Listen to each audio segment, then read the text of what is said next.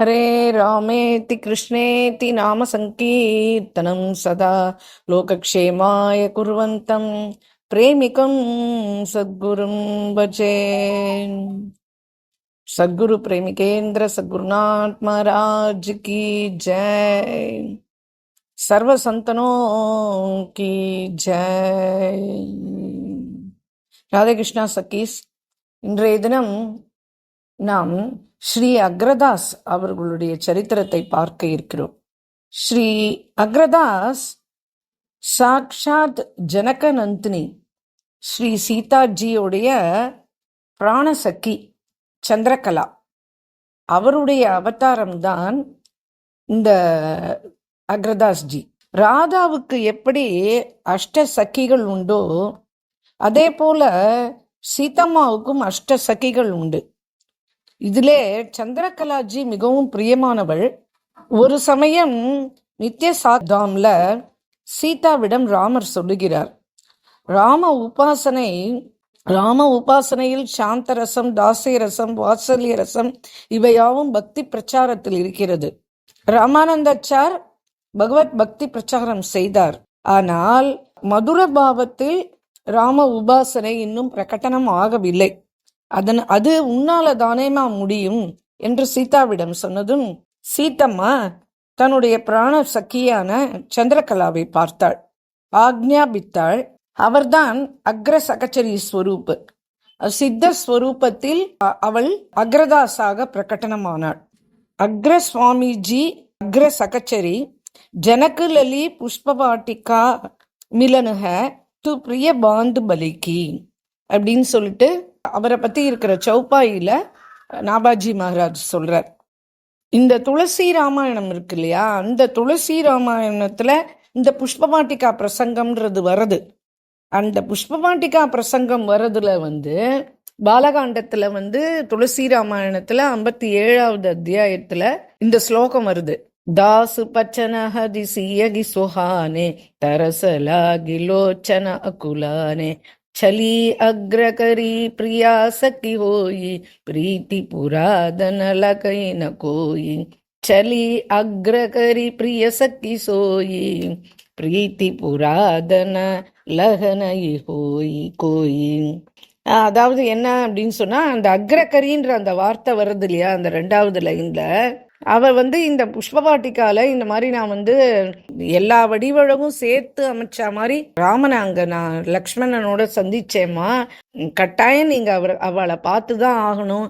அவளுடைய அழகு, அவளுடைய ரூப சௌந்தரியம், அவளுடைய பொலிவு, இது பார்க்கறதுல ஒன்றும் தவறு இல்லம்மா, உச்சிதம்தான். இது நீங்க கண்டிப்பா புஷ்பவாட்டிக்காக்கு அவளுடைய குருநாதர் வால்மீகிக்காக வேண்டிய விஸ்வாமித்திரருக்காக வேண்டி பூ பறிக்கிறதுக்கு வந்திருக்கா பூஜைக்கு. நான் அங்கதான் வச்சு அவளை பார்த்தேன். என் மனசுப்பட்ட ஒரு சந்தோஷத்துக்கு அளவே இல்லை.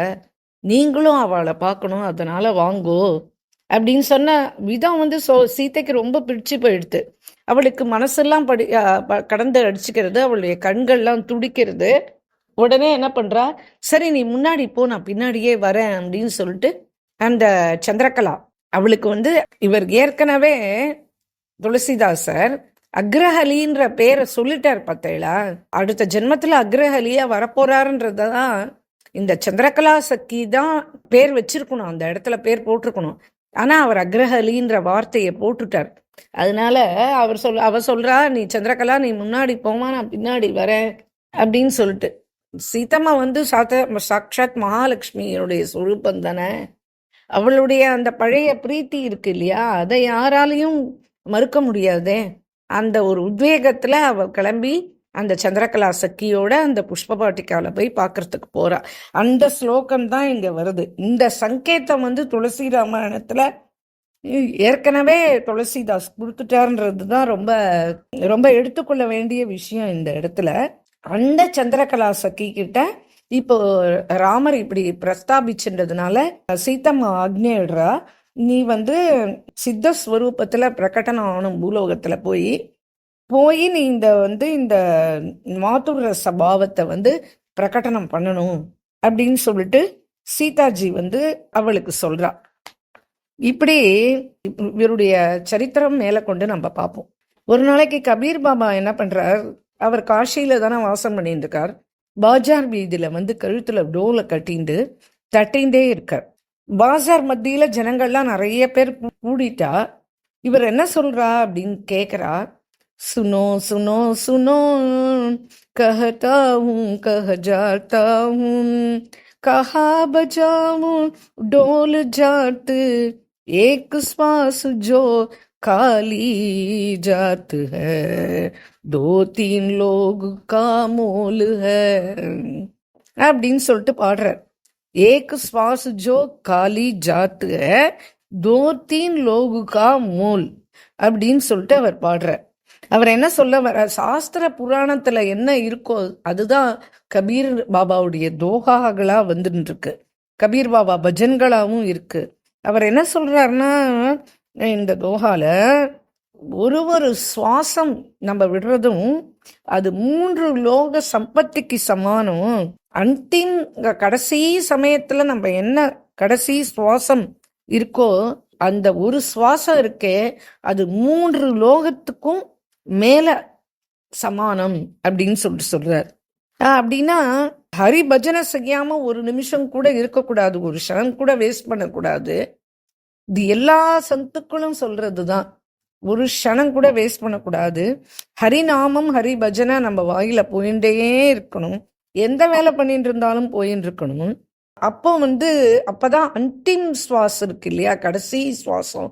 அப்போ அது பிராக்டிஸ்னாலேயே அந்த கடைசி நிமிஷத்துல நம்மளுக்கு அமூல்யமான அந்த மந்திரம் நம்மளுடைய வாயில, நாம ஜபம் நம்ம வாயில வரும். அதுவே நம்மளை பகவான் இடத்துல எடுத்துன்னு போய் சேர்ப்பிக்கும் அப்படின்றதான் கபீர் தன்னுடைய தோகால சொல்றார். இந்த இடத்துல அக்ரதாஸ் ஜி ஹரி பஜனம் ஒரு க்ஷணம் கூட பண்ணாம இருக்க மாட்டார். ஹரிபஜன் பண்ணுவார், தியானம் பண்ணிட்டே இருப்பார். தியானத்திலேயே அவர் அடிக்கடி மூழ்கியும் போயிடுவார்.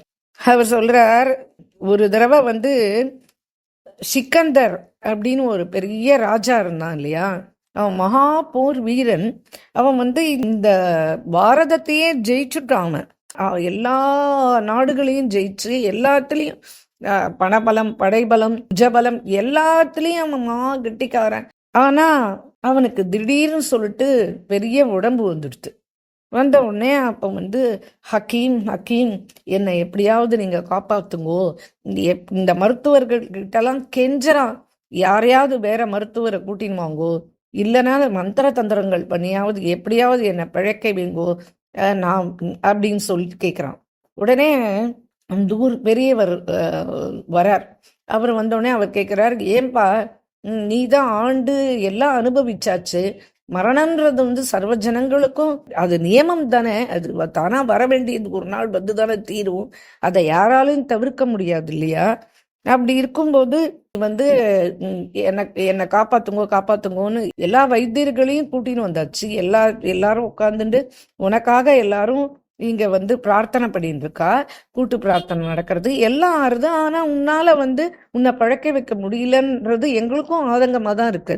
ஆனா நீ இப்படி சொன்னா என்ன, எதுக்காக நீ கேட்குற அப்படின்னு கேட்ட உடனே, பிறந்தவன் ஒரு நாள் போய் தானே ஆகணும், நீங்க எதுக்காக இப்படி கேட்குற அப்படின்னு சொன்ன உடனே அப்ப அவன் சொல்றான், இல்லை நான் பஜனை ஒண்டிதான் பண்ணல, நான் பகவானை பிரத்யட்சமா அடைய முடியல, நான் அவனை அடையறதுக்குன்னு எல்லாத்துக்கும் நான் பிரயாசப்பட்டு எல்லாத்தையும் அடைஞ்சிட்டேன் வாழ்க்கையில. ஆனா இன்னும் நாள் இருக்கு, நம்ம அப்புறமா பகவானை பிரார்த்திச்சுக்கலாம், அப்புறம் பஜனை பண்ணிக்கலாம் அப்படின்னு இருந்துட்டேன். எனக்கு 1 மணி நேரமாவது கொடுங்கோ, என்னுடைய நாட்டுல பாதி நாட்டை கொடுக்குறேன், அப்புறம் என் மொத்த நாடையுமே கூட கொடுத்துடுறேன் அப்படின்னு சொல்லிட்டு சொல்றான். நான் எல்லாத்தையுமே இழக்க தயாரா இருக்கேன், ஆனா எனக்கு 1 மணி நேரம் ஜீவிக்கிறதுக்கு எனக்கு ஏதாவது ஒரு வழி சொல்லுங்கோ அப்படின்னு எல்லார் காலையும் விழுந்து அந்த பக்கீர் எல்லா விதமான ராஜா இல்லையா, அதனால எல்லாருமே கூடிட்டாங்க, எல்லார்கிட்டையும் கெஞ்சுறான். அப்போ இது சாத்தியம் இல்லைப்பா அப்படின்ன உடனே அவன் போயிடுவான்னு அவனுக்கு தெரிஞ்சிடுது. அப்போ சரி, நான் பகவானுக்காக ஒண்ணுமே செய்யல, ஆனா நான் உங்ககிட்ட கடைசியா ஒண்ணு கேட்கிறேன், அதாவது நீங்க செய்யுங்கோ. என்னப்பா அப்படின்னு கேட்கிறா. நான் இந்த உலகத்துக்கே ஒண்ணு சொல்ல விரும்புகிறேன், அதாவது என்னன்னா என்னுடைய 2 கைகளையும் நீங்க எந்த பெட்டியில என்னை வச்சு எடுத்துன்னு போறீங்களோ அந்த சவப்பெட்டியில என்னுடைய 2 கைகளையும் வெளியில விட்டுருங்க. அப்படின்னா, இத்தனை சம்பாரிச்சேன், இந்த பாரதத்தையே எனக்கு கீழே கொண்டுட்டேன், ஆனா இவ்வளவும் செஞ்சும் என்னால எதுவுமே எடுத்துன்னு போக முடியல, நான் வெறும் கையா தான் போறேன் அப்படின்றது இந்த உலகத்துல இருக்கிற மீதி ஜனங்களுக்கு தெரியட்டும். அதனால காலத்துல எப்பவுமே சிறு வயசுல இருந்தே அவ பஜனை பண்ணி பகவானை அடையறதுக்கான பிராப்தியை அடையணும். நான் அது இல்லாததுனால எதுவுமே இல்லாம வெறும் கையோட போறேன்றத நான் அந்த உலகுக்கு எடுத்துக்காட்ட விரும்புறேன். அதனால என் 2 கையும் வெளியில வச்சு நீங்க என்னை எடுத்துன்னு போங்க அப்படின்னு சொல்றார். இதுல என்ன அப்படின்னு சொன்னானா, வைஷ்ணவாளுக்கு சமயம்தான் ரொம்ப முக்கியம், சமயத்தை நஷ்டப்படுத்தவே கூடாது அப்படின்றார். எந்திர கதியில நம்ம எந்த வேலை வேணா செய்யலாம், நம்மளுக்கு என்ன பகவான் அந்த வேலைகளை செஞ்சுட்டே இருக்கலாம். ஆனா அந்த வேலைகளை செஞ்சுட்டே அதன் மத்தியில நம்ம நாமத்தை விடாம நம்ம நாக்கு சொல்லிகிட்டே இருக்கணும் அப்படின்றதுதான் இந்த இடத்துல ரொம்ப அழகா இவர் எடுத்து சொல்றார். அப்புறம் சத்தியம் எது அசத்தியம் எது அப்படின்றதுக்கு துளசி ராமாயணத்துல துளசிதாசர் சொல்றார். சிவன் பார்வதி கிட்ட கேட்கிறார், நான் என்னுடைய அனுபவம் என்னன்றத சொல்றேன், இந்த உலக ஜனங்கள் கேட்டுக்கிட்டும். बिनु हरि भजन न जागी क्लेशा श्रुति सिद्धांत हरि गुण गाई सत हरि भजन जगत सब सुपना. நான் பஜனை பண்றேன்னு சொல்லிட்டு சொப்பனத்துல போற மாதிரி போயிடக்கூடாது. கிளேசங்கள் ஜனங்களை விட்டு என்னைக்குமே போகாது, ஹரி பஜனை உண்டிதான் கிளேசங்களை துரத்தும் அப்படின்னு சொல்லிட்டு பார்வதிக்கு பரமசிவன் எடுத்து சொல்ற மாதிரி இந்த தோஹா அமைஞ்சிருக்கு. அதான் சொல்றார். அப்புறம் சொல்றார், அக்ரதாஸ்ஜி அசத்தியத்தை விட்டுட்டு சத்தியத்தை மட்டும்தான் கிரகணம் செய்தார்.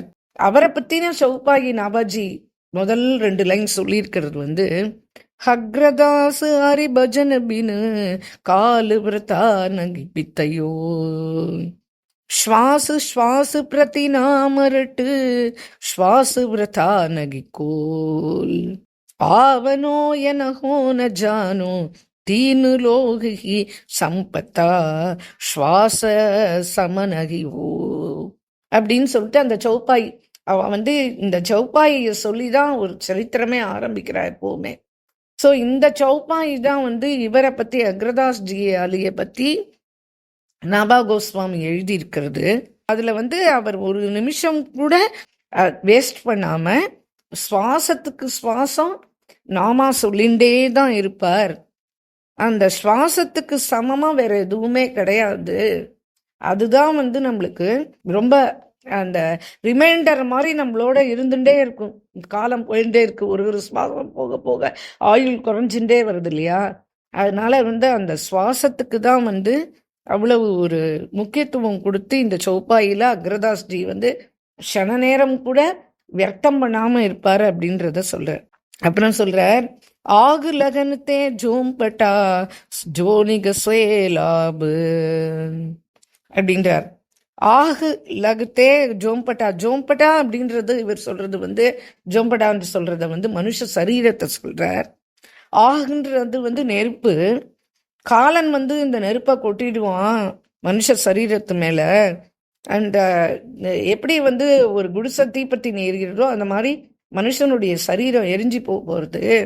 அதனால கையில கிடைச்சது லாபம்னு எடுத்துன்னு குடிசை பத்தின்னு எடுத்துனா கையில கிடைச்சது லாபம்னு அதை எடுத்துன்னு கிளம்புறா இல்லையா. அந்த மாதிரி சரீரம் எரிஞ்சு சாம்பல் ஆகும்போது கையில கிடைச்சது லாபம்னு எடுத்துன்னு போறதுக்கு ஒன்னே தான் இருக்கும். அதுதான் நம்ம இத்தனை வருஷங்கள் நம்ம வாழ்ந்த போது சொல்ல நாமங்கள் அப்படின்னு சொல்லிட்டு ரொம்ப அழகா இந்த சௌப்பாயில சொல்றார். அப்புறம் அவர் சொல்றார், சதாச்சாரம் சொல்லிட்டு சொல்றீங்களா, அதை பத்தி என்ன அப்படின்னு கேட்கிறார். அதுக்கு அவர் சொல்றார், விதி பிரகாரமா நம்ம பூர்வாச்சாரியர்கள்லாம் என்ன ரீதி பிரகாரம் நிதிய பாலனம் பண்ணாலோ, நீ நியமத்தை பாலனம் பண்ணாலோ அந்த சதாச்சாரத்தை நம்ம விடக்கூடாது அப்படின்னு சொல்லிட்டு சொல்றார். அதுக்கு சொல்றார், ஒரு தடவை கும்பன்தாஸ் விட்டல்நாத் மகாராஜை பார்க்கலாம் அப்படின்னு சொல்லிட்டு கிளம்பி போனார். அப்போ விட்டல்நாத் மகாராஜ் யமுனா நதிக்கரையில நின்றுட்டு தர்ப்பணம் கொடுத்துட்டு சந்தியாவந்தனம் பண்ணிட்டு இருந்தார். உடனே இவர் நினைச்சுக்கிறார், கும்பன்தாஸ் நினைச்சுக்கிறார், என்னடா இது, குருதேவர் விட்டல்நாத் வந்து சதா ஸ்ரீநாத்ஜியோட பேசிகிட்டே இருப்பா, ஸ்ரீநாத்ஜி அவரோட பேசிகிட்டே இருப்பான். இப்படி பகவானே பிரத்யக்ஷம் ஆனவர் இவர். அப்படி இருக்கிறதுக்கு என்னத்துக்கு, அப்படி இருக்கும்போது எதுக்காக கர்மகாண்டி மாதிரி இந்த மாதிரி தர்ப்பணம், திருக்கால சந்தியாவந்தனம் இதெல்லாம் வேற எதுக்கு பண்ணிட்டு இருக்கார் அப்படின்னு சொல்லிட்டு இவர் யோசிக்கிறார். அவர் வந்து விட்டல்நாதர் வந்து எல்லாத்தையும் முடிச்சுட்டு வெளியில வந்தார். வந்த உடனே கும்பன்தாஸ் என்னப்பா நினைச்சுட்டு இருக்க மனசுல அப்படின்னு கேக்குறார். உடனே ஏன் இந்த தர்ப்பணம், ஏன் இந்த சந்தியாவந்தனம், எதுக்கு இதெல்லாம் இவர் பண்ணிட்டு இருக்கார், என்ன கர்மகாண்டியா இருக்காரே அப்படிதானே நினைச்சுட்டு இருந்த அப்படின்னு கேக்குறார். ஆமா ஆமா நான் அதுதான் யோசிச்சுட்டு இருக்கேன் அப்படின்னு சொல்றார்.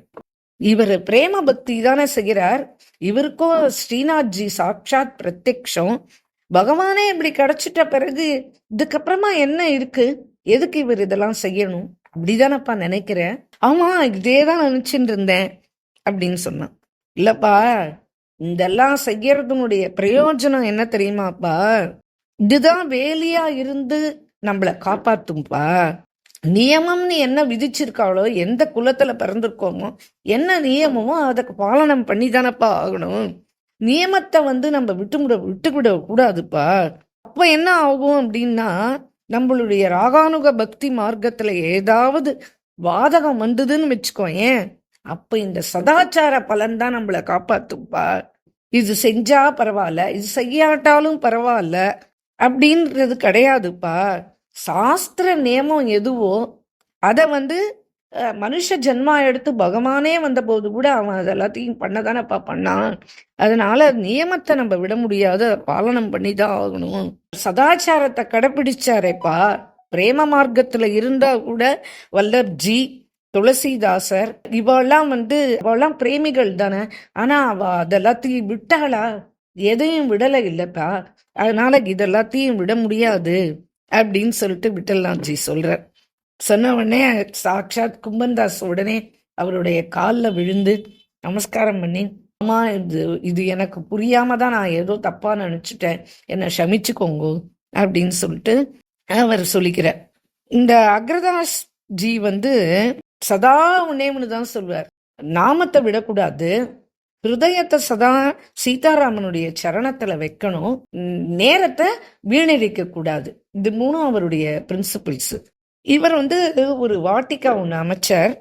அதனுடைய அந்த வாட்டிகாக்கு பேரே இவர் வந்து சியமன ரஞ்சனி வாட்டிகா அப்படின்னு சொல்லிட்டு தான் அந்த வாட்டிகாவுடைய பேரை வச்சார் இவர். இந்த சுயமன ரஞ்சனி வாட்டிகான்னு அவர் பேர் வச்சதுக்கு காரணம், அந்த பூர்வ பிராயத்துல வந்து இவர் வந்து பூர்வ ஜென்மத்துல வந்து இவர் சந்திரகலான்ற தோழியா இருந்தா சீதைக்கு அப்படின்னு சொன்னோம் இல்லையா. அந்த புஷ்பவாட்டிகாவில் சீதா ராமன் 2 பேரும் சந்திப்பு நடந்தது இல்லையா. அதாவது கண்ணால கண் பார்த்தா அவ்வளவுதான். அந்த ராமருடைய சௌந்தர்யம், அந்த ராமருடைய காம்பீரியம், அதை அப்படி ஒரு வர்ணனை பண்றார். உடனே சீதாதேவி ஆதூரத்தோட ஓடி போய் ரகுநாத்ஜியை முதல்ல பார்த்தது அந்த சந்திரகலாஜியோட தான். அந்த ஞாபகார்த்தமாக தான் இவர் வந்து இந்த பேரை வைக்கிறார், சியமன வாட்டிகா அப்படின்னு சொல்லிட்டு அந்த சியமன வாட்டிகான்ற அந்த பேரை வைக்கிறார். இந்த அக்ரதாஸ் ஜி வந்து ராஜஸ்தான்ல பிறந்தார். அங்க ஒரு பவித்திர கிராமம், அந்த கிராமத்துல பிறக்கிறார். எந்த ஊரு, யாரு அம்மா அப்பா, அந்த விவரணம்லாம் இல்லை, கொடுக்கல நாபாதாஸ் மகாராஜ். அவர் வந்து ராஜஸ்தான்ல பவித்திர கிராமத்துல பிராமண குலத்துல வால்குண சுத்த திதிய அன்னைக்கு அவருடைய ஜனனம் ஆகிறது. இவரும் கிலே தேவ்ஜி இருந்தார் இல்லையா, அவரை மாதிரி தான் இவரும். இவருடைய குருநாதர் வந்து கிருஷ்ணதாஸ் பைஹாரிஜி. இவர் வந்து சின்ன வயசுலயே வீடு வாசல் சொந்தம் பந்தம் எல்லாத்தையும் விட்டுட்டு இப்படி நடந்து இங்க வந்துடுறாரு. எங்க வர்றாரு அப்படின்னா, இவர் வந்து கல்தா காதின்னு ஒரு இடம், அந்த இடத்துல காலவ்ஜி ஆசிரமம் இப்போ இருக்கு. அந்த காலவ்ஜி ஆசிரமம், அந்த ஆசிரமத்துக்கு வந்துட்டார் இவர். இவருடைய குருநாதர் வந்து கிருஷ்ணதாஸ் பைஹாரிஜி. இவர் வந்து பார்த்த உடனே, அக்ரதாசை பார்த்த உடனே புரிஞ்சுட்டார் இவர் யார், இவருடைய பூர்வ ஜென்மம். குருநாதர்களுக்கு வந்து எந்த சிஷ்யால பார்த்தாலும் அவளுடைய ஸ்வரூபம் என்னன்றது உடனே புரிஞ்சு போயிடும். போன ஜென்மத்தில் இவ என்னவா இருந்தா இவ நம்மக்கிட்ட வந்திருக்காளே அப்படின்னு சொல்லிட்டு பார்த்த உடனே குருநாதர் வந்து கண்ணிலேயே படிச்சிருவார். அவளுடைய ஜாதகத்தை பூரா படிச்சிருவார். அந்த மாதிரி இவரை பார்த்தவனே புரிஞ்சுட்டார். உடனே இவருக்கு பேர் அக்ரதாஸ் ஜி அப்படின்னு வைக்கிறார். இவர் தான் பேர் வைக்கிறாரு. ஏன்னா இவர் தான் சின்ன வயசுலேயே கிளம்பி வந்துட்டார். பேரெல்லாம் கேட்டால் இவர் எதுவுமே சொல்லலை. இப்போ இவரே தான் அக்ரதாஸ் அலி இருக்கு இல்லையா துளசி ராமாயணத்தில், அது தெரியும் இல்லையா குருநாதருக்கு. அக்ரதாஸ் ஜி அப்படின்னு இவருக்கு பேர் வைக்கிறார். உடனே அவருக்கு தீக்ஷா தானம் பண்ணுறார், மந்திர தானம் பண்ணுறார். எல்லாம் ஒன்றாவே கொடுத்துட்டார் அவருக்கு. எல்லாம் தீட்சா கொடுத்த உடனே குருநாதர் ரொம்ப பிரசன்னமாக இருக்கார். இன்னைக்கு ரொம்ப சந்தோஷமாக இருக்கார்.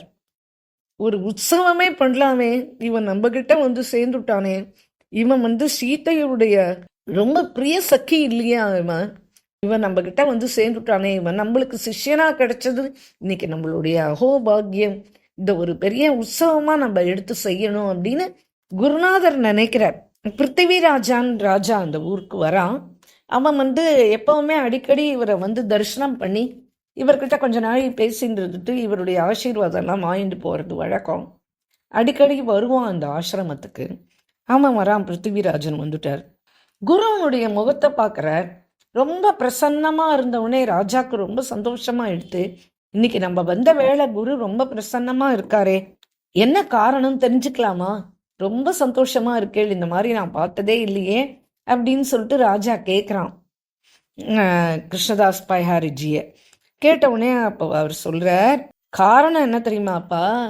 சாக்ஷாத் என்னுடைய தாயார் ஜானகி அம்மா, அவளுடைய பரிக்கர் சந்திரகலா அப்படின்னு பூர்வ ஜென்மத்தில் அவளே இப்போ இந்த ஜென்மத்தில் அக்ரதாசா வந்திருக்கா. அவளுக்கு நான் இப்போ வந்து தீட்சை எடுத்து வச்சேன், நாம ஜப்பம் எடுத்து வச்சேன், அவளுக்கு மந்திரதானம் பண்ணி எல்லாம் பண்ணியிருக்கேன்ப்பா. அதனால இது ஒரு பெரிய இவன் வந்த இந்த நாளை பெரிய உற்சவமாக கொண்டாடணும்னு எனக்கு ரொம்ப ஆசையாக இருக்குது அப்படின்னு சொல்ற. உடனே ராஜா என்ன பண்ணுறான், ஓடுறான். ஓடி போய் திரும்பியும் போகிறான் நாட்டுக்கு. போய் பல விதமான வஸ்திரங்கள், பூஷணங்கள், காணிக்கை, அப்புறமா வந்து நிறைய மளிகை சாமான்கள், காய்கறிகள், இலைகள் எல்லாத்தையும் வண்டி கட்டிட்டு ஒரு 6-7 வண்டியில் எடுத்துன்னு வந்து இறக்கிட்டான். இறக்கினோடனே ராஜா போய் எல்லாத்தையும் அவர் பூஜை பண்ணிட்டு இருக்கார், எல்லாத்தையும் எடுத்துன்னு போய் அங்கே வச்சுட்டு நமஸ்காரம் பண்ணிட்டு ஒரே சந்தோஷமா இருக்கான் ராஜா. இன்னைக்கு இப்படி ஒரு வாய்ப்பு கிடைச்சதே, நம்மளுடைய தனத்தை வந்து குருநாதருக்கு சமர்ப்பிக்கிறதுக்கு ஒரு வேலை கிடைச்சதே அப்படின்னு சொல்லிட்டு 2 கையும் கட்டிட்டு ஓரமாக நின்று இருக்கான். பூஜையெல்லாம் முடிஞ்சு அவர் வந்த உடனே எல்லாத்தையும் பார்க்குறார். எல்லாம் ராமனுக்கு தான்ப்பா அர்ப்பணம் அப்படின்னு சொல்லிட்டு, இன்னிலேருந்து யார் யார் சந்துக்கள் வராளோ எல்லாருக்கும் பண்டாரா விருந்து தான், உற்சவம் மாதிரி கொண்டாடுவோம் அப்படின்னு 1 மாச காலம் உற்சவம் கொண்டாடி இருக்கார். அந்த குருநாதர் சிஷியனுக்காக 1 மாச காலம் அந்த உற்சவத்தை கொண்டாடி இருக்கார்.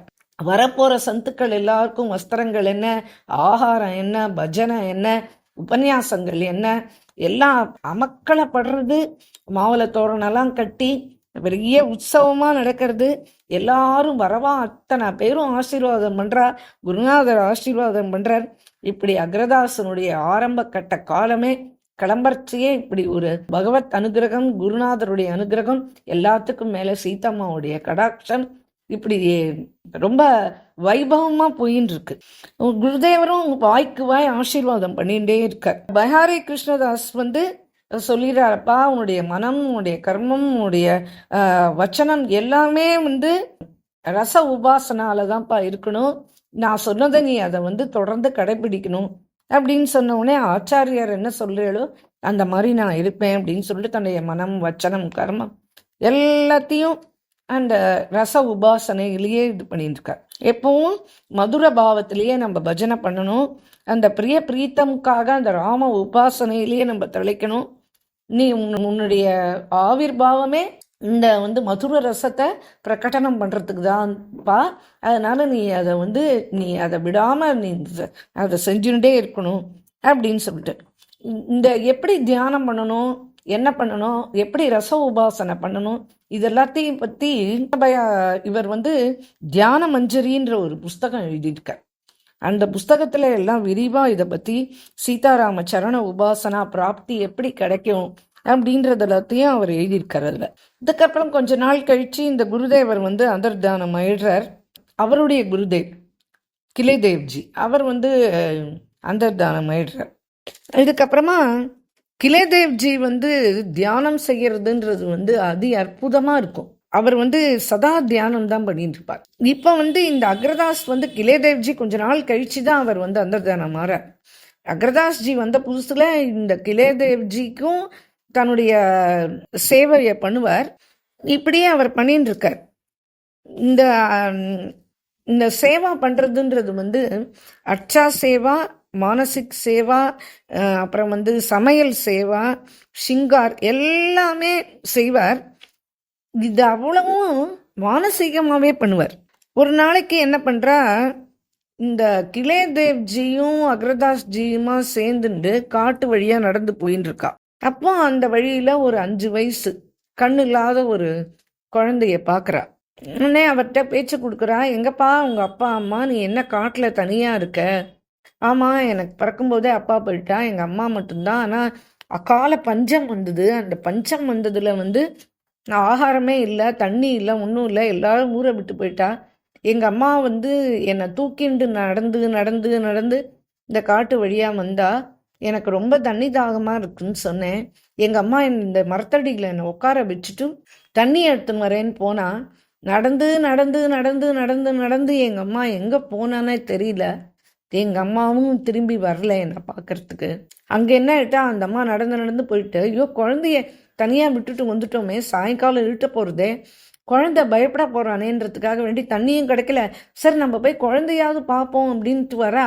அவளுக்கு தண்ணி தாகத்தினால அவளுக்கு தூக்கின்னு வந்த பலு அவளால் ஒன்றுமே முடியல. ஆகாரம் அன்னாகாரம் இல்லை, தண்ணியும் இல்லைன்னா எப்படி?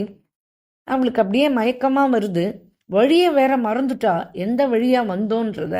உடனே அப்படியே தலையை சுத்துறது, கீழே விழா, பிராணம் போயிடும். அம்மாவும் இல்லை அந்த குழந்தைக்கு. இது அப்புறம் பின்னாடி அவருடைய சரித்திரம் வரும்போது, நாபா கோஸ்வாமியோட சரித்திரம் வரும்போது இது திரும்பி வரும். இது அப்போ ஸ்மரிச்சுக்கலாம். இப்போ இல்லை, இப்போ எனக்கு அம்மாவும் இல்லை அப்பாவும் இல்லை. எங்கள் அம்மா இருந்தா நான் போய் 5-6 நாள் ஆறுது, வரல, நான் என்ன பண்ணுவேன் அப்படின்னவா அவள் 2 பேருடைய காலையும் விழறான். விழுந்த உடனே இந்த கிளைதேவ்ஜி என்ன பண்ணுறார், அவருடைய கமண்டலத்தில் இருக்கிற தண்ணியை எடுத்து குழந்தையோட 2 கண்ணையும் இப்படி துடைக்கிறார். தொடச்ச உடனே கண்ணு தெரிய ஆரம்பிச்சிடுது. இன்னும் அந்த குழந்தை கண்லேருந்து தண்ணியாக வருது. அவன் அழறான். அழுதுட்டு, இப்படி எனக்கு கிருப்பா பண்ணேலே, இப்படி எனக்கு கிருப்பா கடாட்சம் பண்ணேலே அப்படின்னு சொன்னோடனே, அதெல்லாம் ஒன்றும் இல்லைப்பா, நீ வாப்பா அப்படின்னு சொல்லிட்டு அந்த பையனை கூட்டிகிட்டு ஆசிரமத்துக்கு வந்துடுறா. அப்புறம் அவனுக்கு தீட்சை கொடுக்குறார். தீட்சை கொடுத்து அவருக்கு பேர் வைக்கிறது தான் நாராயணதாஸ்னு பேர் வைக்கிறார். அதுதான் பிற்காலத்தில் அவர் தான் நாபாஜியே ஆனார். அவர் அக்ரதாஸ்க்கு மானசீக சேவை செய்கிறார். யாரு? இந்த நாபாஜி இப்போ ஆசிரமத்துக்கு வந்தாவிட்டு அக்ரதாஸ் ஜிக்கு மானசீகமாக சேவை பண்ணுறார். அக்ரதாஸ் ஜி ஆடம்பரமாக எப்பவுமே பண்ண மாட்டார். அவருடைய பூஜையே மானசீக பூஜை தான். நம்ம அண்ணா எழுதியிருக்கல, கிருஷ்ண மானச பூஜை, ராம மானச பூஜான்னு. அந்த மாதிரி இவருடைய பூஜா சேவாவே மானசீக சேவா தான் பண்ணுவார் இவர். அப்போ இந்த நாபாஜி என்ன பண்ணுவார், பக்கத்தில் நின்றுண்டு விசிறி போடுவார், ஃபங்கா போட்டுட்டே இருப்பார். அந்த ஃபங்கா போட்டுட்டே இருப்பார். நாராயணதாஸ் ஜி என்ன ஆச்சுன்னா, அக்ரதாஸ் ஜியோடைய சிஷ்யர் ஒருத்தன், அவன் இந்த கப்பலில் போகும்போது புயலில் மாட்டின்ட்டான் நடுக்கடலில். அந்த கடல்லேருந்து அவனுக்கு வரத்துக்கு வெளியில் வழியும் தெரியல. அப்போ என்ன பண்ணுறான், இன்னும் கொஞ்ச நாள் ஏன்னா மூழ்கி போயிடுவான், எதோ பிடிச்சிக்கிறதுக்கு ஒன்றுமே இல்லை. அப்போ என்ன பண்ணுறான், அக்ரதாஸ்ஜியை அவன் அங்கேருந்து ஸ்மரிச்சுக்கிறான். என்னுடைய குருநாதரே, நீங்கள் தான் என்னை காப்பாற்றணும், நீங்கள் எங்கே இருக்கே, உங்கள் தபஸை கொடுத்து என்னை காப்பாற்றுங்கோ அப்படின்னு கதறான். இப்போ இவரோட மானசீக சேவா பண்ணிட்டு இருக்காரு இல்லையா அக்ரதாஸ்ஜி, அந்த மானசீக சேவால எல்லாம் முடிஞ்சாச்சு. இப்போ மாலை போடணும் பகவானுக்கு. இவர் கடல்லேருந்து அந்த அவன் சிஷ்யன் கத்துறது இவர் காது கேட்கறது. இப்போ மாலையை போடுவாரா இல்லை அவனை காப்பாற்றுவாரா? இப்போ அவனை காப்பாற்றுறதுக்கு போனால் இந்த மாலை போட்டு இந்த சேவை நஷ்டமாயிடும். உடனே இவர் நாராயணதாஸ்ஜி என்ன பண்ணுறாரு, தான் நாபாஜி என்ன பண்ணுறார், இந்த குரு அப்படி நினச்சிட்டு இருக்கும்போதே நான் என்ன பண்ணுவேன் அப்படின்னு அவர் நினைக்கிற அடுத்த நிமிஷம் கையில் இருந்த அந்த ஃபங்கா இருந்தது இல்லையா விசி, அதை தூக்கி எறிகிறார் அப்படியே. அது போய் எங்கே விழுறதுன்னா கடலில் அவன் தத்தளிச்சுட்டுருக்கானே அவன்கிட்ட போய் விழுந்தது. அவன் அதை பிடிச்சிட்டு கரை ஏறிட்டான். அதையும் இவர் பார்த்துட்டார். மானசிக சேவாலேயே குருநாதர் பார்த்துட்டார். இப்போ எல்லா சேவாலாம் முடிஞ்சு பூஜையெல்லாம் ஆகி வெளியில் வந்துட்டார். இந்த சமத்காரமாக இந்த ஒரு பெரிய லீலை இந்த பையன் இந்த வயசுக்குள்ளே பண்ணியிருக்கான் பாருங்க. அப்போ அக்ரதாஸ் இவனுக்கு 9 வயசு தான் இவனுக்கு. உடனே அக்ரதாஸ் என்ன பண்ணுறார், பூஜையெல்லாம் முடிஞ்சு வெளியில் வந்து இவனை நாராயணதாஸ் அவரை அப்படியே இருக்க கட்டி அணைச்சிக்கிறார். அப்பா, இன்னிலேருந்து உன் பேர் நாபாதாஸ் அப்படின்றார். என்ன அப்படின்னா, குருவோட நாபில என்ன இருந்தாலும் அதை முதற்கொண்டு நீ அறிஞ்சுருவப்பா. அதாவது இந்த இடத்துல நாபி இதனுடைய அர்த்தார்த்தம் ஹிருதயத்தை புரிஞ்சுட்டு சேவை பண்ணிடுவது. குருநாதருடைய நாபியில் என்ன இருக்குது, அவருடைய ஹிருதயத்தில் என்ன இருக்குன்றதை புரிஞ்சுட்டு நீ சேவை பண்ணிட்ட. அதனால் இன்னிலேருந்து நீ நாபாக், நீ நாபாக்னு ஆகிட்ட அப்படின்னு சொல்லி அந்த குருஜி குரு நாபாஜி அப்படின்னு சொல்லிட்டு கூப்பிட்றார். குருஜி ரொம்ப சந்தோஷப்பட்டுக்கிறார். அவர் சொல்கிறார், அவர் ஆக்ஞாபிக்கிறார், சொல்லலை ஆக்ஞாபிக்கிறார். என்னன்னா, அக்ரதாஸ், நீ இனிமேல் சந்துக்களுடைய சரித்திரத்தை சொல்ல ஆரம்பிப்ப அப்படின்னு சொல்றார். சந்துக்களுடைய சரித்திரமா? இவன் வயசு அப்போ 9. நான் எப்படி சொல்றது, எனக்கு என்ன தெரியும், நான் எப்படி சொல்லுவேன்? பக்த சரித்திரம் சொல்றதுன்றது ரொம்ப கடினமான வேலையாச்சே. நீங்க இப்படி சொல்றீங்களே, நான் எப்படி சொல்லுவேன்? ராமகிருஷ்ண இத்தியாதி சரித்திரங்கள்லாம் கூட சொல்லிடலாம், ஆனால் நான் பக்தனுடைய சரித்திரத்தை நான் எப்படி சொல்லுவேன்? எனக்கு எதுவுமே தெரியாதே அதை பற்றிலாம் அப்படின்னு சொல்கிறார் இவர். அப்படி உடனே குரு சொன்னார், குழந்தை, உனக்கு தியான அவஸ்தையில் என் சிஷ்யம் மூழ்கிறது உனக்கு தெரிஞ்சது இல்லையா? அப்போ உனக்கு எல்லா சந்துக்களுடைய சரித்திரம் கூட தர்ஷனம் ஆகும்பா, தர்ஷனம் ஆகும். அதனால் நீ சங்கல்பம் எடுத்துக்கோ, நீ இனிமே பக்த சரித்திரம் சொல்ல ஆரம்பிக்கணும், எழுத ஆரம்பிக்கணும்ப்பா அப்படின்னு சொல்கிறார் இந்த 9 வயசு குழந்தைய. ஆனால் உடனே குருநாதருடைய வார்த்தையை பிடிச்சிட்டு அவருக்கு ஒரு சரித்திரமும் அப்படியே நிழல் படம் மாதிரி தெரியறது. அப்படியே எழுதிண்டே வரார், சௌப்பாயியா எழுதிட்டு வரார். இன்னைக்கு நாபாஜி இல்லைன்னா நம்மளுக்கு பக்த சரித்திரமே கிடையாது. நாபாஜி தான் முதல்ல பக்த சரித்திரம் அப்படின்றத எழுதுனது. இந்த லீலா எப்போ நடந்தது அப்படின்னா, இந்த கிலதேவ்ஜியினுடைய காலம் அது. அந்த கல்தாவில் இன்றைக்கும் அந்த பஜன் குட்டீரம் இருக்குது. அந்த முதல் இடத்துல எங்கே உட்காந்து இந்த பக்த சரித்திரம் எழுத ஆரம்பித்தாரோ அந்த பஜன் குட்டீரம் இன்றைக்கும் கல்தாவில் இருக்குது. இந்த குரு சேவையும் நாபாஜி அந்த சத்திரத்தில் வச்சு தான், அந்த இடத்துல அந்த பஜன் குட்டீரத்தை வச்சு தான் பண்ணார். இவர் ரொம்ப மனசுக்கு அனுகூலமான சிஷ்யன். வாயை திறந்து ரொம்ப பேசவே மாட்டார். எது குருநாதருக்கு வேணுமோ அதை பார்த்து பண்ணிட்டு திரும்பி உட்காந்துட்டு தான் சரித்திரம் எழுதுவார். இப்படி தான் அவருடைய காலம் பூரா போயிருக்கு. இந்த பக்த நாமாவளின்னு ஒரு கிரந்தம் இருக்குது. அந்த பக்த நாமாவளியில் இவரை நாபா அலி அப்படின்னு தான் பேரை கொடுத்துருக்கா. இல்லை, அக்ரதாஸ் எப்பவுமே சதா சர்வ காலம் அவர் தியானத்தில் தான் இருப்பார், மானசீக சேவையிலேயே தான் இருந்துட்டு இருப்பார்.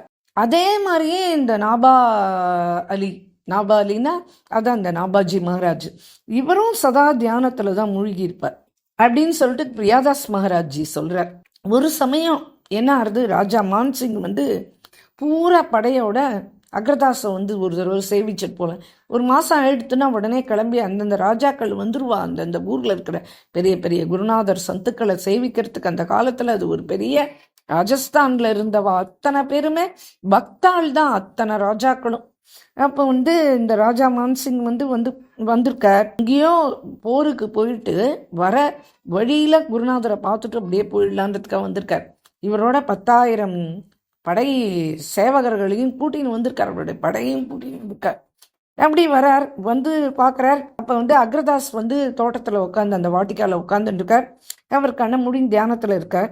அப்புறம் மானசிங் பார்த்த உடனே மானசிங் வந்திருக்கார் அப்படின்னு தெரிஞ்ச உடனே மானசிங் தரிசனம் பண்ணணும் அப்படின்னு சொல்லிட்டு ஆசைப்படுறாரு. ஆனா அவர் பார்த்தாருன்னு இவர் நினைச்சுட்டு இருக்கார். அவர் மானசீக சேவால அந்த தோட்டம் பூரா காஞ்ச இலை கொட்டி கிடக்கு கீழே தரையில. அதெல்லாத்தையும் பெருக்கி அந்த குப்பையை கொட்டலான்னு தான் அவர் வந்தார். அதனால அவர் அதுல இருக்கார், அந்த ஞாபகத்துல இருக்கார். அவருடைய ஞாபகத்துல என்ன இருக்காருன்னா, அவர் மித்திலால இருக்கா மாதிரியும், அந்த இடத்துல ராம்ஜி சேனை பூரா ராம வந்திருக்கா மாதிரியும், சீத்தை ஏற்கனவே இங்க வந்துட்டா, மித்திலையில இருக்கா. மித்திலையில இருக்கிற சீத்தைய பார்த்துட்டு அவளை கூட்டிட்டு போகணும் அப்படின்றதுக்காக ராமர் தன்னுடைய சேனையோட வந்திருக்கார் அப்படின்ற பாவத்துல அவர் பார்த்தார். அதை பார்த்துட்டு அந்த பாவத்திலேயே அவர் நின்றுண்டு பார்த்துட்டே இருக்கார். அவர் கண்ணில் தண்ணி பாட்டுக்கு போயிட்டே இருக்கு. இப்போ இவர் என்ன செஞ்சார், நாபாஜி கிட்ட போய் சொல்றார், அப்பா அவர் குருநாதரை பார்த்தேன், அவர் என்னமோ நின்றுண்டு அழுதுண்டே இருக்கார், கண்ணில் தண்ணி போயிட்டே இருக்கு, நான் அவரை பார்க்கணும்னு சொல்லிட்டு நீ போய் கொஞ்சம் சொல்லேன்ப்பா அப்படின்னு சொல்லிட்டு நாபாஜியை பார்த்து சொல்றார். நாபாஜி என்ன பண்றாரு, சரி நம்ம குருவை பார்த்து சொல்லலாம் அப்படின்னு சொல்லிட்டு வந்தோடனே குரு என்ன நிலைமையில இருக்காருன்றத பாக்குறாரு. இவருக்கு தான் தெரியுமே, பார்த்தவொடனே கிரகிச்சிடுவாரு. இவர் அந்த நிலைமைக்கு இவரும் போயிட்டார், அதே பாவத்தை இவரும் அடைஞ்சிட்டார். ஆசிரமம் வாசல்லையே இப்ப என்ன ஆயிடுச்சுன்னா, குரு சிஷ்யா 2 பேருமே, அக்ரதாஸ் நாபாஜி 2 பேருமே சமாதி நிலைமையை அடைஞ்சிட்டா. இது என்னன்னா, ரக்ஷாபந்தனுக்காக ஜானகி மித்திலைக்கு வந்திருக்கா, திரும்பி அழிச்சுன்னு போறதுக்கு ராஜா சேனையோட ராஜாராமன் வந்திருக்கார். தான் அந்த சமாச்சாரம். உள்ள விருந்து நடந்துட்டு இருக்கு. இதுல அவெல்லாம் மூழ்கிட்டா, குரு சிஷ்யா 2 பேரும். 2 பேருடைய கண்லேருந்தும் தண்ணி தானா போயிட்டே இருக்கு. ராஜா நின்று நின்று நின்று நின்று நின்று நின்று பார்த்தாரு. சாயங்காலம் ஆயிடுத்து. சரி, இவா 2 பேரையும் பார்த்த உடனே ராஜாக்கு புரிஞ்சு போயிடுது. சரி, மானசீகமா நமஸ்காரம் பண்ணார். குதிரையில ஏறி உட்காந்துட்டு ஊருக்கு திரும்பலாம் அப்படின்னு. இப்ப எல்லா குதிரையும் திரும்பி கிளம்புறது இல்லையா, அத்தனை குதிரையும் டக் டக் டக்குன்னு எல்லாம் கிளம்பின உடனே அந்த குதிரை சத்தத்தை கேட்ட உடனே இவளுக்கு பாவம் பங்கமாயிடுது. பங்கமாயி 2 பேரும் கண்ணை விழிச்சு பார்க்கறா. கண்ணை விழிச்சு பார்த்த உடனே இரு இரு அப்படின்னு குரல் கொடுத்த உடனே ராஜா உடனே குதிரையிலேருந்து இறங்கி ஓடி வரார். ஓடி தர்ஷனம் ஆயிடுத்து.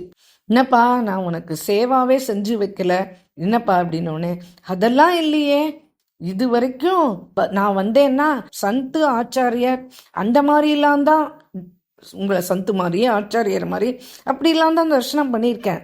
ஆனால் இன்னைக்கு தான் எனக்கு பிரேமலீலா தரிசனம் ஆனது உங்களை பார்த்து. சரி, நீங்கள் 2 பேருமே ஏதோ பகவானுடைய லீலையில மூழ்கி போயிட்டேன் அப்படின்றது மட்டும் தெரிஞ்சது. அதனால வேண்டி நான் தொந்தரவு பண்ண வேண்டாமே, நீங்கள் பகவானோட லீலையில இருக்கேள், அப்போ நம்ம தொந்தரவு பண்ணக்கூடாதுன்றதுக்காக தான் கிளம்பினேன் அப்படின்னு சொல்லிட்டு விழுந்து நமஸ்காரம் பண்ணிக்கிறான் ராஜா.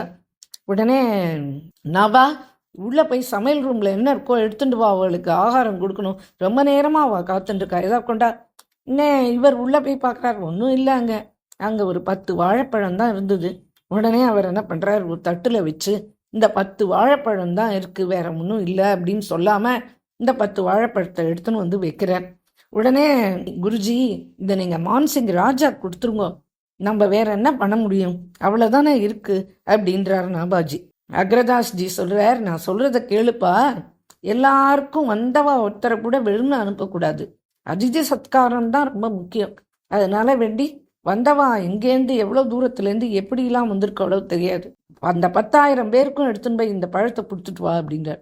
என்னடா இருக்கிறது 10 பழம் தான், இவர் 10,000 பேருக்கு கொடுக்க சொல்றதே, நம்ம என்ன பண்றதுன்னு தெரியலையே அப்படின்னு குருநாதரையே ஸ்மரிச்சுட்டு போறான்.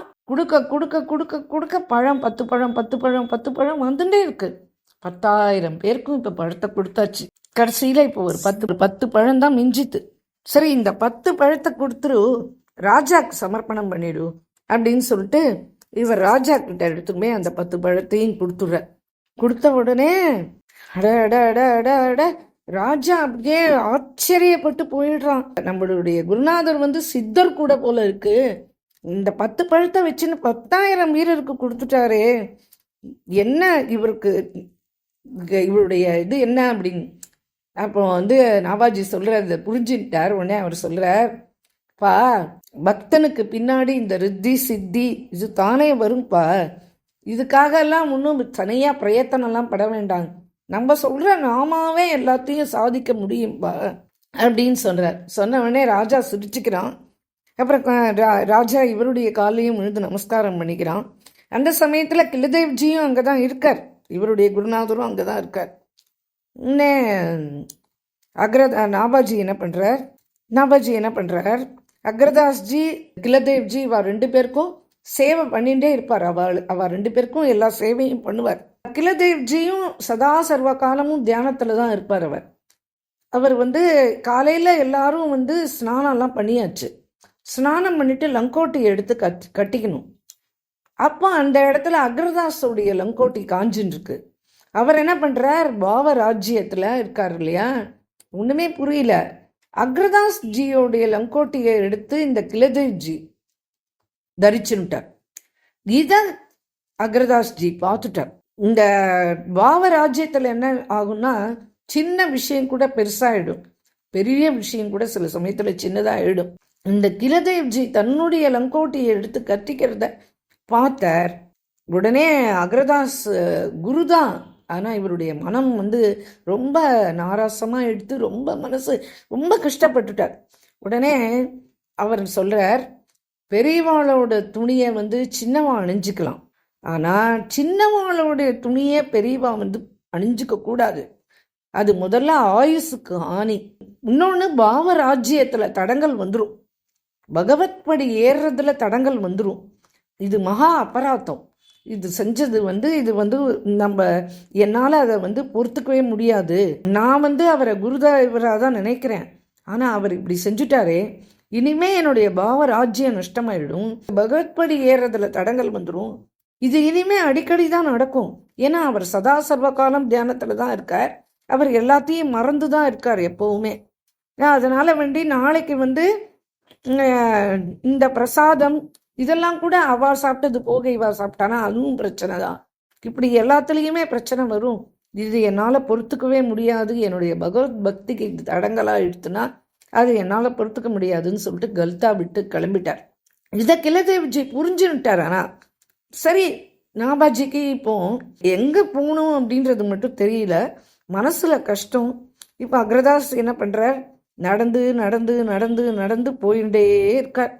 இப்படி இவர் நடந்து நடந்து நடந்து ரேவாசா அப்படின்ற இடத்துக்கு வரைக்கும் வந்துட்டார்.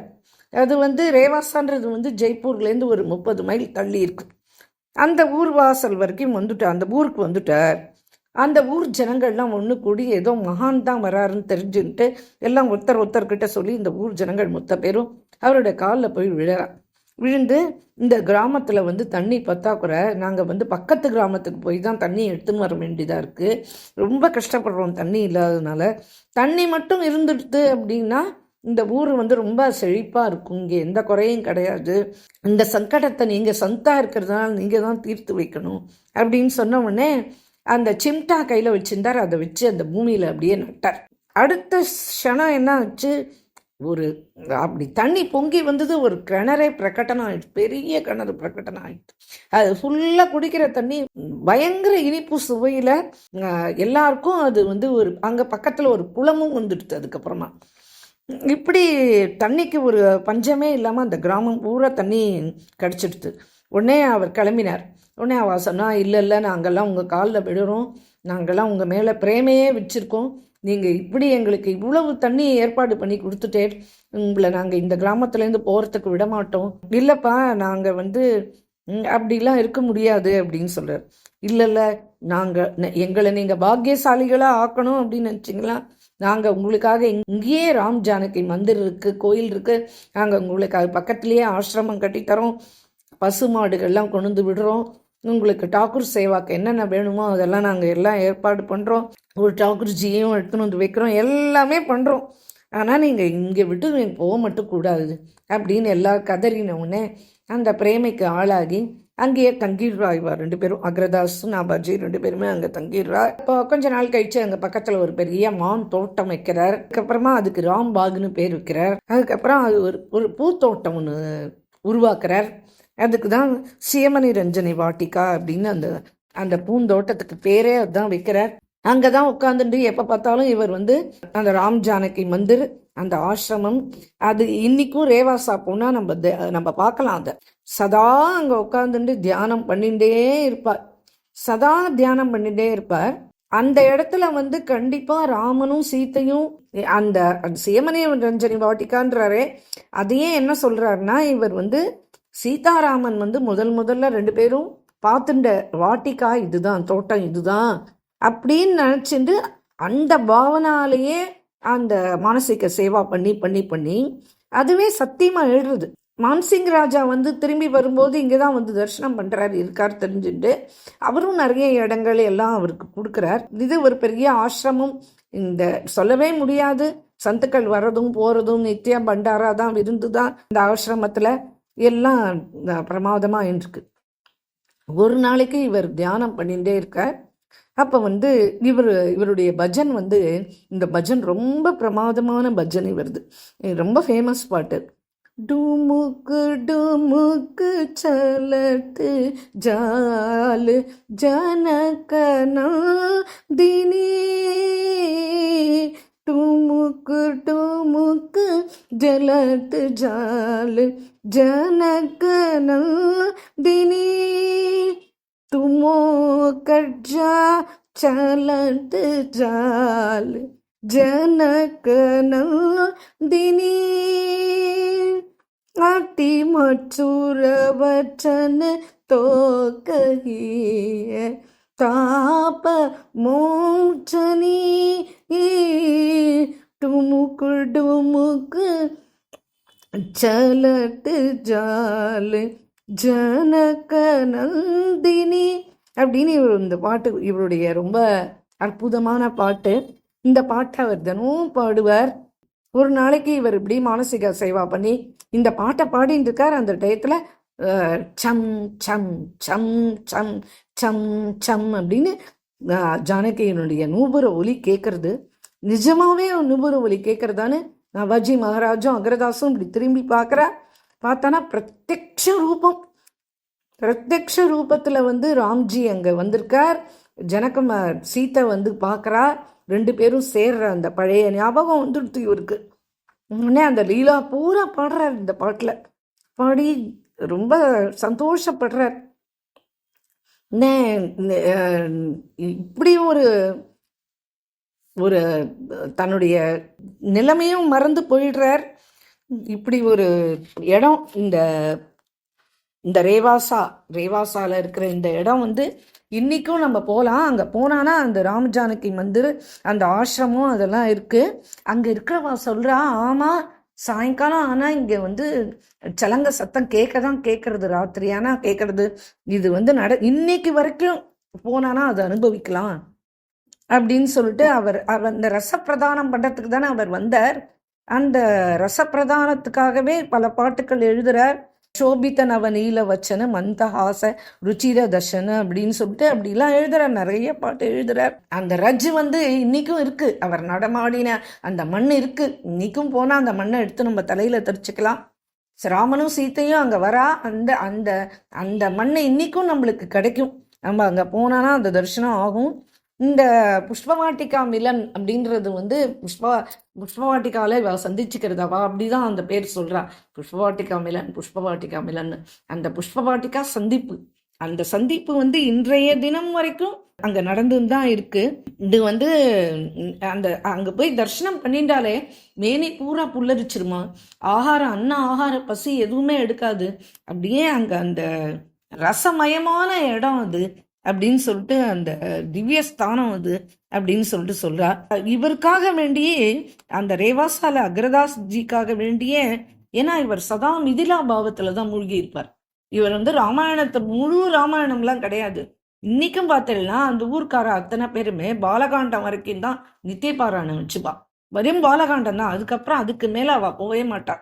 அது ஏன் அப்படின்னு சொல்றா அப்படின்னு கேட்டானா, ஏன் அந்த மாதிரி அப்படின்னு சொன்னானா, இல்லைல்ல எங்களுக்கு வந்து சீதா கல்யாணம் ஆச்சு இல்லையா, நாங்கள் அதோடையே நிறுத்திக்கிறோம், எங்களுடைய ரசிக சுபாவம் எங்களுக்கு அதுதான். நாங்கள் வந்து அப்படின்னா ராவண வதம்லாம் பண்ணாரே ராமர், அதுக்கு என்ன பதில் சொல்றேன் அப்படின்னு அவளை பார்த்து கேட்டா. அதுக்கு அவள் சொன்னாலாம், ராமருக்குள்ள ஒரு ஐஸ்வர்ய மூர்த்தி இருப்பார், அவர் தான் போய் அந்த ராவண சம்ஹாரம் அதெல்லாம் பண்ணார். எங்களுக்கு தெரிஞ்சது இந்த மிதிலா பாவம் மட்டும்தான் எங்களுக்கு மீதியெல்லாம் வேண்டாம் அப்படின்னு சொல்லிட்டு அவள் சொல்லுவாளாம். அப்படி இவர் வந்து அங்கேயே தான் தங்கியிருக்கார், அந்த ஆசிரமத்திலேயே இருக்கார். விருத்த அவஸ்தை வந்துடுறது இப்போ அக்ரதாஸ்ஜிக்கு. இப்படி நாள்லாம் போயிடுது. ஒரு நாளைக்கு இந்த புஷ்ப தோட்டத்தில் உட்காந்துட்டு அவர் தியானம் பண்ணிட்டு இருக்கும்போது அக்ரதாஸ் கிட்ட சீதா வரா. வந்துட்டு அவர் அக்ரதாஸ் கையை பிடிச்சிக்கிறா. உடனே அவருக்கு ஒன்றும் தேகமே தெரியாமல் ஆயிடுறது. வா போகலாம், நம்ம ரகுராமனுடைய தரிசனம் உனக்காக பண்ணி வைக்கிறேன், வா நம்ம போகலாம் அப்படின்னு கையை பிடிச்சு எழுப்புறா. சரீரம் மட்டும்தான் அங்கேயே இருந்தது. சியாஜி வந்து கையை பிடிச்சு அழைச்சி போனாலே அதுக்கப்புறம் அவர் திரும்பவே இல்லை. அவர் நித்தியஸ்வரூபத்தோடையே அப்படியே திரும்பியும் சாக்கேத தாமுக்கு போயிட்டார். ரச பிரதானத்துக்காக தான் இவர் ஜென்மா எடுத்து வந்தார்.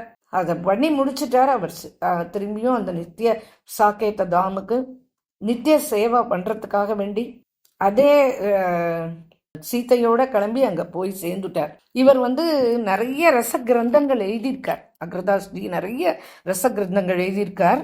இவர் வந்து ரச உபாசனாவையே பிரகடனம் செய்யறதுக்காக வந்ததுனால நிறைய ரச கிரந்தங்கள் எழுதியிருக்கார். இவர் வந்து ஸ்ரீராம் மந்திரராஜ் அந்த பரம்பரையை பத்தி பாடியிருக்கார். இந்த பரம்பரை பாட்டை இவர் அக்ரதாஸ்ஜி சொல்லியிருக்கார். அதுல வந்து குரு பரம்பரா அப்படின்னு சொல்லிக்கும் போது அவர் சொல்றார், முதல்ல வந்து ஸ்வயம் ஸ்ரீராமன், ராமனே தான் முதல் பிரதமம். அவர் தான் வந்து குரு, பிரதம குரு.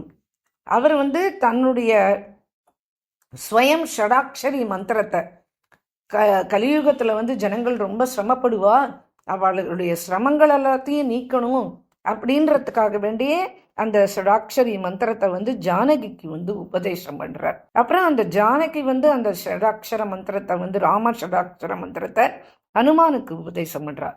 ஹனுமான் வந்து பிரம்மாக்கு, பிரம்மா வந்து வசிஷ்டருக்கு, வசிஷ்டர் வந்து பராசரருக்கு பண்றார், பராசரர் வேதவியாசருக்கு, வேதவியாசர் சுகருக்கு, சுகர் வந்து புருஷோத்தமாச்சாருக்கு, அப்புறம் ஸ்ரீ கங்காதர ஆச்சார், அதுக்கப்புறம் சதாச்சார்ஜி, அப்புறம் ராமேஸ்வராஜி, அப்புறம் துவாரானந்த்ஜி, அப்புறம் தேவானந்த்ஜி, அப்புறம் ஷாமானந்த்ஜி, அப்புறம் ஷிதானந்த்ஜி, அப்புறம் பூர்ணானந்த்ஜி, அப்புறம் ஷியானந்த்ஜி, அப்புறம் ஹரியானந்த்ஜி, அப்புறம் அப்புறம் ராகவானந்த்ஜி. ராகவானந்த்ஜி தான் நம்ம ராமானந்தாச்சாருடைய சரித்திரத்துல பார்த்தோம். ராமானந்தாச்சாருடைய குருவா வராரு இல்லையா ராகவானந்தர், அந்த ராகவானந்த்ஜி. ராகவானந்த்ஜி அவருடைய சிஷ்யரா ராமானந்தாச்சார்ஜி. ராமானந்தாச்சார்ஜிக்கு நிறைய சிஷ்யர்கள் உண்டு. இருந்தாலும் பிரதம சிஷ்யர் வந்து அனந்தநந்தாச்சார்ஜி. அந்த அனந்தநந்தாச்சார்ஜிக்கு கிருஷ்ணதாஸ் பயாரிஜி, கிருஷ்ணதாஸ் பயாரிஜியுடைய சிஷ்யர் கிலதேவ்ஜி, கிலதேவ்ஜியோட சிஷ்யர் அக்ரதாஸ்ஜி, அக்ரதாஸ்ஜியோடைய சிஷ்யர் நாபாஜி, நாபாஜி. அப்படி ராமானந்த பரம்பரை அப்படியே வந்துட்டு இருக்கு. இந்த குரு பரம்பராவை பத்தி அக்ரதாஸ்ஜி ஏற்கனவே பாடி வச்சுட்டார். அந்த அதுவும் இருக்கு. இப்படி நிறைய ரசோபாசனாக்காக வந்த அக்ரதாஸ்ஜியினுடைய சரித்திரத்தை இன்றைய தினம் நாம் எல்லாரும் ஸ்மரிச்சின்றோம். ராதே கிருஷ்ணா. ஜெய் போலோ பிரேமிகேந்திர சத்குருநாத் மகாராஜ் கி ஜெய்.